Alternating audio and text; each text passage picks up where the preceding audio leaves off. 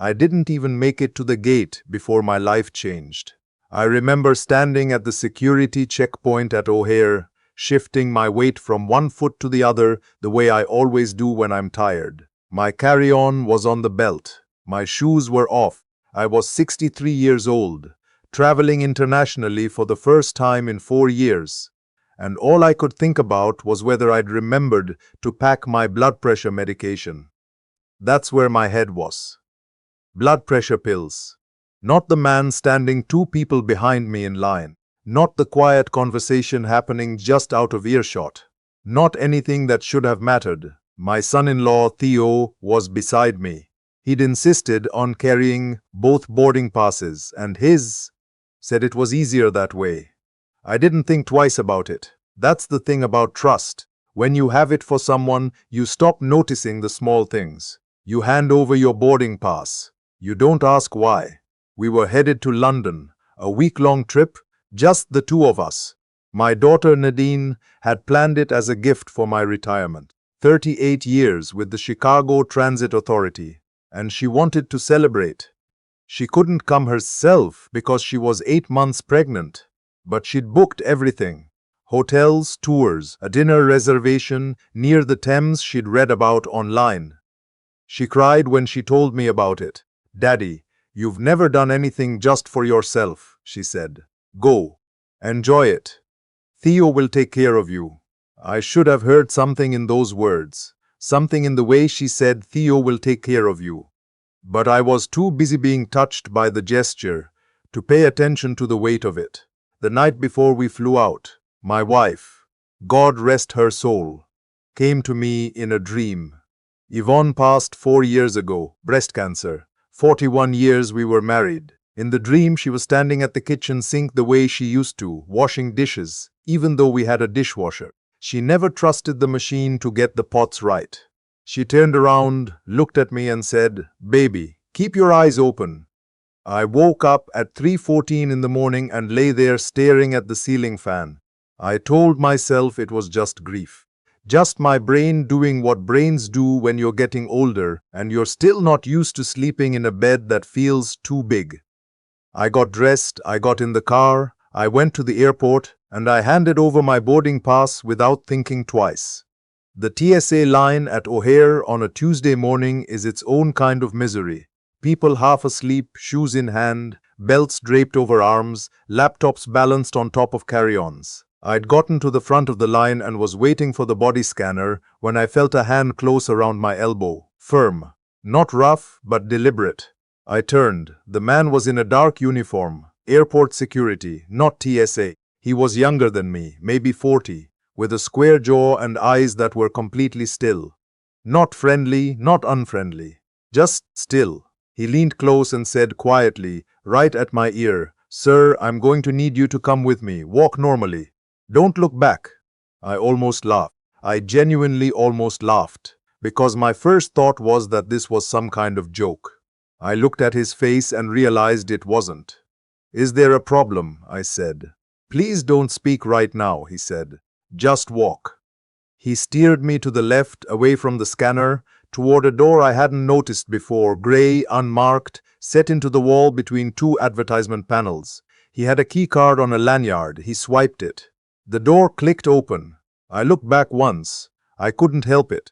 Theo was still in line, shoes off, watching his phone. He hadn't looked up. The door closed behind me. The room on the other side was small. Fluorescent lights, a folding table, 2 chairs. There was a woman already inside. Mid-40s, dark hair pulled back, wearing a badge I didn't have time to read. She was standing with her arms crossed, and when I came in, she looked at me the way doctors look at you when they're about to tell you something they've been sitting with for a while. "Mr. Whitmore," she said, "please sit down." "What is this?" I said. "What's happening?" The man who'd brought me in, he told me his name was Agent Carver, pulled out the chair across from the woman and waited. I sat down because my legs weren't giving me much of a choice. The woman's name was Agent Solis. She worked for Homeland Security, she said. And then she said something that I have turned over in my mind every single day since. "We have reason to believe you may be in danger on this trip." I heard the words, I understood them individually, but they didn't fit together the way they were supposed to. Danger, I repeated. Your son-in-law, Theodore Marsh, she said. We've been monitoring activity on a bank account linked to him for the past 6 weeks. There's also been communication, phone calls, and encrypted messages with 2 individuals in the United Kingdom. One of them has a criminal history involving fraud, and, she paused, 1 prior charge of administering a noxious substance. I stared at her. I'm sorry, what does that mean? Agent Carver set folder on the table. He didn't open it, he just looked at me. It means someone's been paid to make sure you don't come back from this trip, sir. The room went very quiet, or maybe it was just that everything inside me went quiet. I don't know, I've tried to describe that moment to people, and I always fail. It's like the sound drops out of a television mid-scene. Everything just stops. My daughter, I said, does Nadine know? The 2 of them looked at each other. That look, I will never forget that look. They told me what they knew and what they suspected, and I sat in that room for 45 minutes, absorbing it piece by piece the way you drink something very hot. Slowly, carefully, waiting for it to stop burning. Theo had taken out a $2 million life insurance policy on me 14 months ago. I hadn't known. Nadine had co-signed, but Agent Solis said, and she was careful about how she said this, that they weren't certain how much my daughter understood about what she'd signed. I've thought about that a lot. How much did she understand? Yvonne and I built everything we have from nothing. I grew up on the south side, in a 2-bedroom apartment with my mother and 3 brothers. I drove a bus for the CTA for 11 years before I moved into operations management. I bought our house in Bronzeville in 1989 for $82,000, and it is worth 7 times that now. I have a pension, a 401A, and a life insurance policy I've held since 1994. I don't wear it on my face, I don't talk about it. But Theo somehow had done the math. The plan, as best as the agents understood it, I would have an accident in London. Something that could plausibly happen to an older man traveling abroad. A fall, an allergic reaction, a medical episode. The contact overseas would handle the details. Theo would be the grieving's son-in-law. The policy would pay out within 90 days. We need your help, Agent Solis said. We need you to board that plane. I looked at her. If you disappear from this line right now, he knows something went wrong. The contact in London goes dark. We lose the thread. She leaned forward slightly. But if you board that plane with a tracking device, with our team at the other end, we close the whole network. Not just Theo, you want me to be bait, I said. I want you to be safe, she said, and I want the people who plan this to face a courtroom. Those 2 things are not mutually exclusive. I thought about Yvonne. Keep your eyes open. I thought about Nadine, 8 months pregnant, sitting at home right now, probably watching morning television and waiting for me to text her that we'd landed. I thought about the 41 years I'd spent trying to do right by my family. Tell me exactly what I need to do, I said. They put a tracking device in the heel of my left shoe. It was smaller than I expected, about the size of a shirt button. Agent Carver showed me how to activate the emergency signal by pressing down on the heel twice, hard, in quick succession. Don't do it unless you feel you're in immediate danger, he said. And if I'm in immediate danger, I said, how fast do you get there? He paused. Fast. That was not the reassurance I was looking for, but it was what I had. They told me to act normal. Keep conversation light. Don't give Theo any reason to think anything had changed. If he offered me food or drink on the plane, I could accept it. They'd already had a conversation with the flight crew, and a federal air marshal would be seated in the row behind us. I walked back out through that unmarked gray door and into the terminal like a man who had not just been told his son-in-law planned to have him killed in England. Theo was waiting near the gate. He looked up when he saw me and smiled that smile of his. Easy, wide, the kind of smile that fills a room. When he first started dating my daughter, I thought, This young man has a gift. He makes people feel comfortable. He makes people feel seen. Now I understood what that smile was really for. "Everything okay?" he asked. "You were gone a minute." "They pulled me for extra screening," I said. "You know how it is when you're over 60. He laughed. "Man, that's ridiculous." "You good?" "I'm good," I said. I sat down in the seat next to him. I looked at the gate window, at the planes sitting there on the tarmac. I put my hands on my knees to keep them from moving. My wife always said I was the steadiest person she'd ever met. She said it like it was the thing she loved most about me. 41 years, and she never once saw me panic. I hoped she was still right about that. The flight to London is about 8.5 hours. We were in premium economy. Nadine had upgraded the seats, which I later understood was Theo's suggestion. He'd wanted the extra room, extra privacy, fewer people right next to us. The first 2 hours we talked like normal. He asked about my plans for retirement. He asked whether I was going to sell the Bronzeville house or stay. I answered carefully, watching his face, the way you watch a dog you're not sure about, not staring, just maintaining awareness. He ordered us both whiskeys about 3 hours in. I took mine. I held it. I tilted it once and let the liquid touch my lips without actually drinking. Then I set it on the tray table and said my stomach was bothering me. "You should eat something," he said. "I will," I said, "in a bit." He watched me for a moment. Something moved behind his eyes, quick, barely visible, a small recalibration. Then he smiled again and put his headphones on. I sat in the dark of that cabin for the next 4 hours and thought about every moment I'd spent with this man. Our first Thanksgiving together, when he'd shown up early to help Yvonne in the kitchen. The summer he and Nadine got married, out in Millennium Park, and he'd shaken my hand and said, "I promise I'll take care of her, sir." The way he'd sat with me in the hospital when Yvonne was in her lasts, quiet and steady, never seeming uncomfortable the way some people do. I had loved him, not like a son, exactly. I was always careful about that word, but something close to it. I had trusted him with my daughter's life and my grandchild's life. And somewhere in the last year, he had looked at what I'd built over 63 years and decided it was easier to take it than to build something of his own. I didn't cry. I'm telling you that not because I'm proud of it, but because I want you to understand. When something breaks that far down, past a certain depth, the tears don't come right away.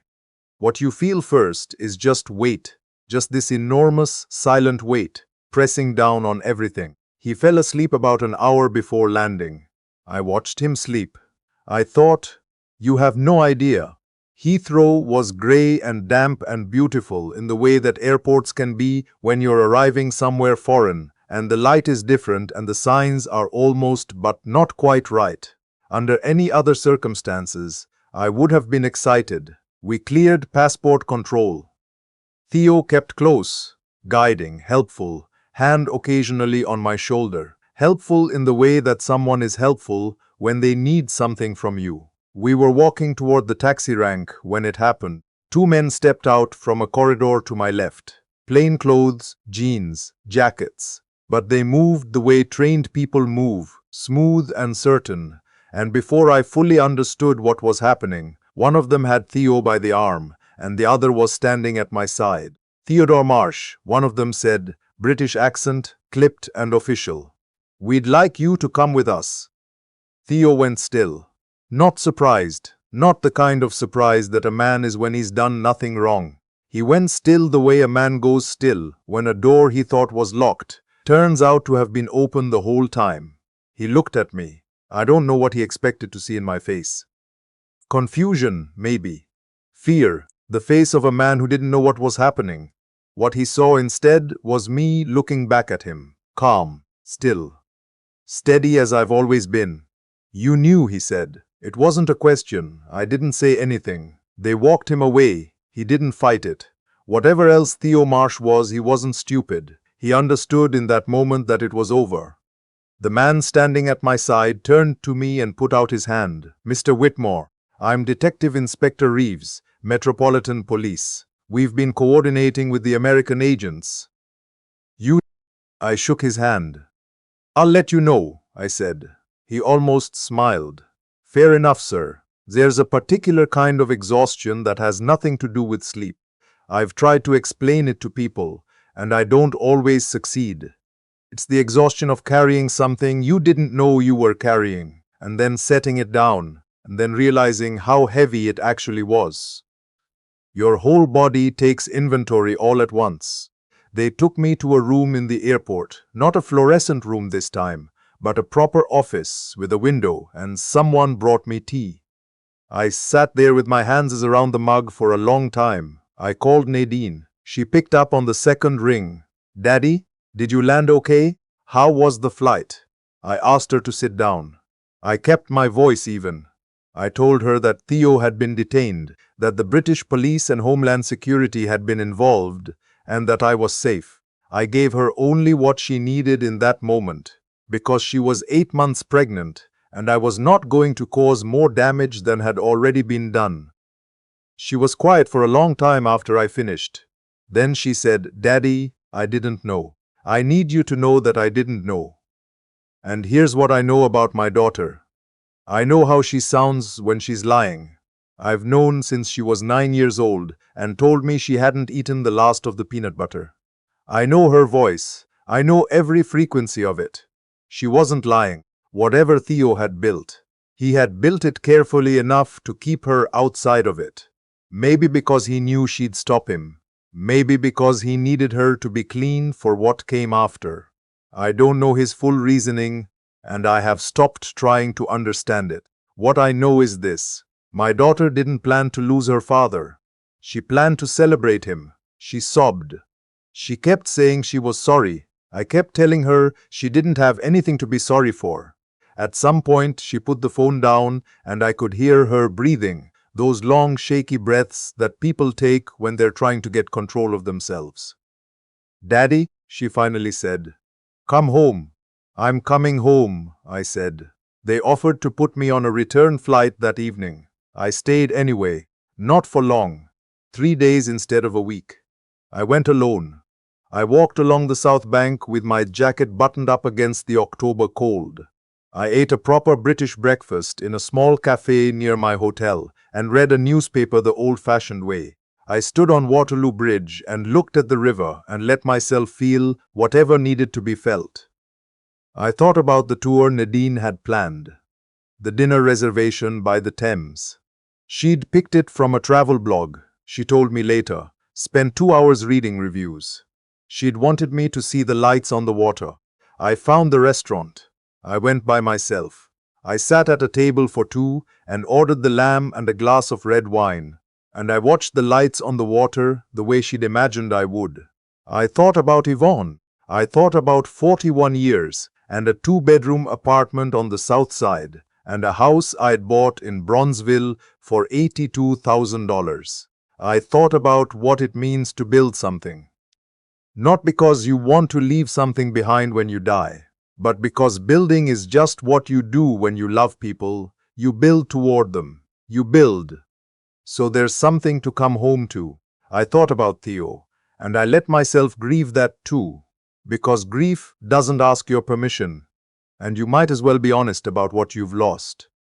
And then I ordered dessert, and I tipped the server 20%, and I walked back to my hotel along the river in the dark. The legal process took longer than I expected. It always does. Theo faced charges in the United Kingdom for conspiracy and was subsequently extradited to face federal charges back home. Wire fraud. Conspiracy to commit murder for hire. The man overseas, the contact who had been paid, was arrested the same day Theo was detained at Heathrow. A second individual was picked up in Chicago 2 days later, someone Theo had been coordinating with domestically. I won't walk you through all of it. There were months of depositions and statements and phone calls with attorneys. There were reporters who found out somehow and parked outside my house for 3 days before I asked my neighbor's son, 6'4", played football at a state school, to go out there and just stand in the yard for a while. That solved it. Theo eventually pleaded guilty.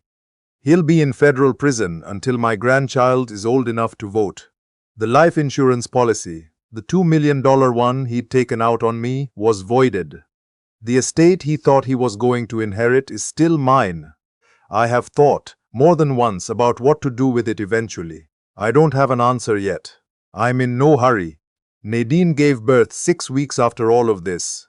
A girl 7 pounds, 4 ounces, healthy. I was in the waiting room when the nurse came out. I stood up so fast my knee cracked. The nurse smiled at me. She was young, maybe 25, with one of those faces that's just naturally kind. And she said, "Grandpa, you can come back now. Grandpa." I followed her down the hall. Nadine was sitting up in the bed, looking tired in a way that was also somehow the most awake I've ever seen another person look. She had the baby against her chest. This small, red-faced, determined little creature with a full head of dark hair. She looked up at me when I came in. Her eyes went wet immediately. "Daddy," she said. I sat on the edge of the bed. She leaned her head against my shoulder the way she did when she was 4 years old, and had a bad dream, and I put my arm around her carefully, the baby between us, and for a moment none of us said anything at all. The baby opened her eyes. Dark, unfocused, ancient the way new eyes always are. She looked in my direction, not quite at me, not quite anywhere. Just out, into whatever she was just beginning to understand. "What's her name?" I said. Nadine was quiet for a beat. Then, "Yvonne." I didn't say anything for a while after that. I just sat there with my arm around my daughter and my granddaughter, named after my wife, in a hospital room in Chicago, and I let the weight of every choice and every consequence and every moment of the last 63 years settle around me, like something that finally, after everything, knew where it belonged. People ask me sometimes, since all of it came out, how I managed to walk back through that terminal and sit on that plane next to a man I'd just been told wanted me dead. They want to know if I was scared. I was. I want to be honest about that. There was a moment on the plane, somewhere over the Atlantic, when Theo had his headphones on and the cabin was dark, and I could feel the altitude pressing down on me, and I thought, what if this all goes wrong? What if the plan fails and I don't come home? But then I thought about Yvonne and what she said in that dream. Keep your eyes open. She wasn't telling me to be suspicious. That's not what she meant, and I know her well enough to say that with certainty. She meant pay attention to what's real. Don't let grief close you off from the truth of things, even when the truth is painful. Keep your eyes open and you'll find your way through. She was right. She was almost always right. 41 years and she was almost always right. I have a granddaughter named Yvonne now. I see her twice a week. She's at the age where she reaches for faces. She grabs my nose, my glasses, my ears, whatever she can get hold of. She laughs like it's the funniest thing in the world. She has her grandmother's eyes. Same shape, same quiet steadiness underneath the surface. I look at her and I think all of it was worth it. Every hard year and every hard decision and every moment I chose to stay the course, all of it was worth exactly this. When you've been through something that should have ended you, and it didn't, and you're sitting in your kitchen on a Thursday morning, drinking your coffee while your granddaughter gnaws on a teething ring in her bouncy seat across the table, that's not nothing. That's not a small thing. That's everything. My wife always said that love doesn't just feel good. She said, love works. It shows up. It stays when staying is difficult. It does the unglamorous, quiet, decades-long labor of building something that can hold the people you care about. She was the wisest person I ever knew. I like to think she'd be proud of me for staying steady when it mattered, for walking back through that door and sitting on that place and trusting that the truth, given time, would do what the truth always does. It came out, it all came out, and I am still here.